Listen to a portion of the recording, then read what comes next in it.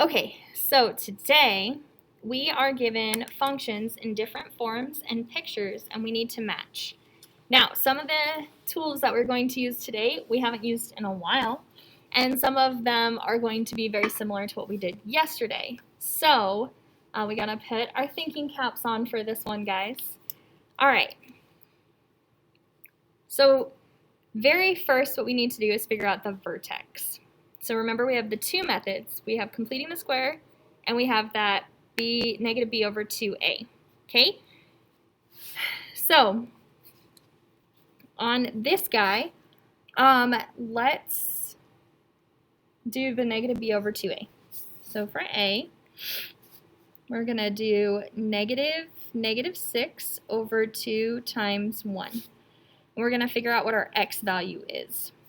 So negative 6 is a positive 6 divided by 2 is 3.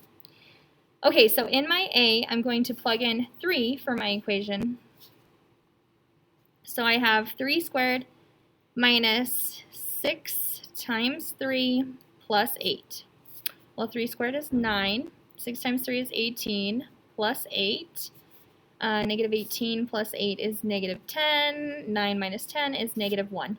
Okay, so my vertex for A is going to be at 3, negative 1. Okay, and that is for A.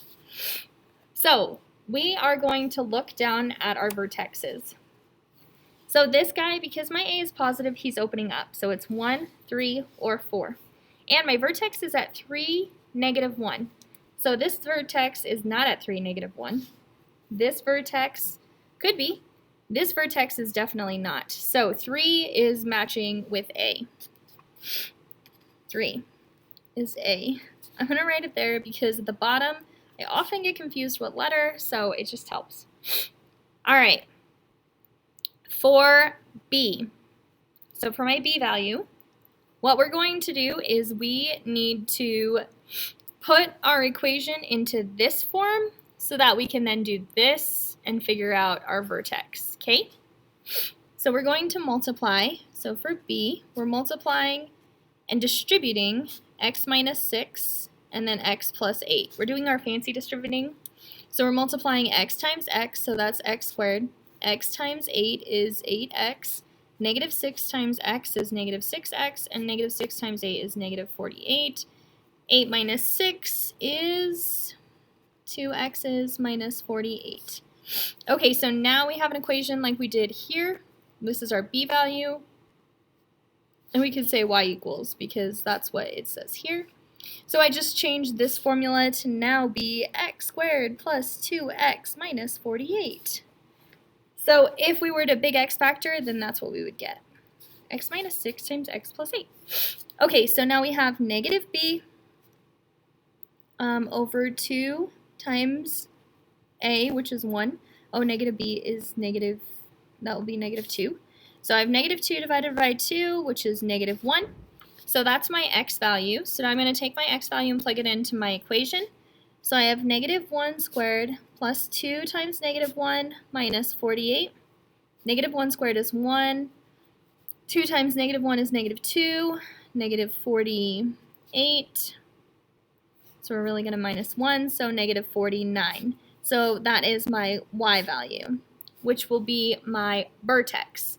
So my vertex for B is at negative 1, negative 49. Now, since this is my A right here, he is positive, so it's going to open up. So it's either going to be 1 or 4. So my vertex is at negative 1, negative 49. Well, this guy is positive. This guy, my vertex would be like here. So negative 1, negative 49, yeah. 4 is going to be B. Like that. Okay, for C, oh, C is so great.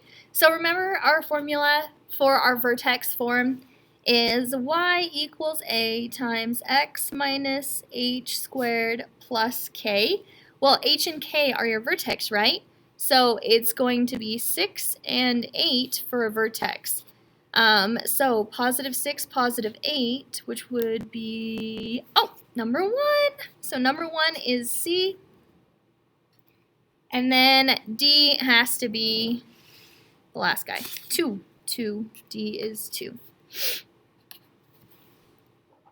Because think about it. It's the same thing as, where did it go? Yeah, it's the same thing as B, but I have a negative, so it's going to be flipped upside down. So B and D look like it is the same thing, it's just flipped. So, all right. So we did the top part. Oh, sorry, if you didn't see it, that's what it was. Now, we're not going to do this. I don't want to. That's a no.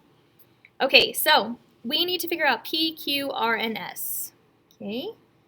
Well, let's look up here. P is nice because he is a vertex, and that matched with C. And C, we found out the vertex was 6, 8, so P is going to be a vertex of 6, 8. Okay, Q. Let's go to Q. Q is over here. So what we know about Q is my X value is going to be some sort of negative number, and my Y value is going to be 0. And Q matched with D. Okay, so let's skip, I don't love the negative, so I'm going to try to save that till the end. Okay, let's go to R. R, the same idea. This R value is going to be some sort of positive for my X and then 0 for my Y. So I'm going to go to A. A up here. So I know that Y is equal to 0, so that's what I'm going to do for A. I am going to set y equal to 0, and then I have x squared minus 6x plus 8. So now what I want to do is I want a big X. Okay, we've done this a while ago. Big X, multiply to 8, add to negative 6, so negative 4, negative 2. So 0 equals x minus 4 times x minus 2. Since I have the 0 out in front, I'm actually going to split this into 2 equations. So 0 equals x minus 4 and 0 equals x minus 2. And we solve. So add 4 to each side, x is 4, add 2 to each side, x is 2. Okay, now on number 3, we know that it matched with A, and we knew that the vertex was 3, negative 1. Okay, so this guy right here is going to be 3, negative 1. So we're trying to figure out what this guy is. So notice that this parabola, this quadratic equation, touches the x value here and it touches the x value here. Well, one of them has to have a value of 2 and one of them has to have a value of 4. So since r is further to the right, it has to be a 4. So my r value is going to be 4, 0. I'm going to do the same thing with s. But the great thing about s is, look, okay, let's go over here. Before we get too excited, s goes with formula b, and b is already factored, so it's going to be a lot faster. So we take out the y value and we're going to replace it.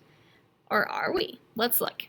Okay, this point s is on the y-axis, so that means that my x value is 0 and my y value is some sort of negative number. So instead of taking out my y, I'm actually going to take out my x. So I have, I'm going to do that up here. Y equals 0 minus 6 times 0 plus 8. Okay, so we solve this guy.